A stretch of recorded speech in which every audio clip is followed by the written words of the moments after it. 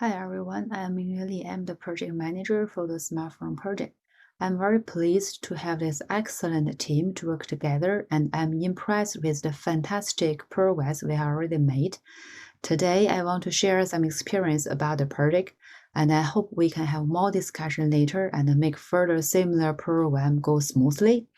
To develop this project plan, I have followed a structured approach that involves several key steps. For the task identification, I began by outlining the main target of the project and breaking it into the smaller, actionable tasks, that is WBS.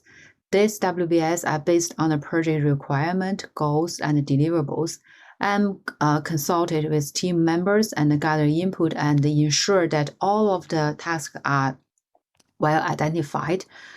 And then I do the schedule development. Once the tasks are identified, I created a project timeline by estimate the duration of each task and determine their dependency.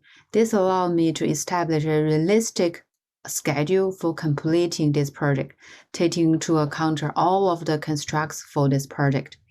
And then later, the third thing is I do the resources estimate. To estimate the resource requirement, I consider all of the skills and expertise needed for each task, as well as the availability of all of the team members. So I also take account into the additional or extra resources or supplies that may be required for completing of this project successfully. The fourth thing is that I do the assignment of the responsibility. After determine the tasks and the resources requirement, I assign responsibility to all of the team members based on their strengths, expertise, and availability. I ensure that the roles and the responsibility were clearly defined to avoid confusion and promote accountability. Then lastly, I will do the stakeholders communication plan. I developed a communication plan to ensure all of the effective communication with stakeholders throughout this project. This included identifying the key stakeholders, determining their communication needs and preference, and establishing their regular communication channels and checkpoints. I also planned for any necessary updates and reports to keep stakeholders informed of their project progress. I think that overall, this approach allowed me to develop a comprehensive project plan that addresses all of the aspects of this project, from the task identification to the stakeholder communication, ensure that it's successfully execution and completion.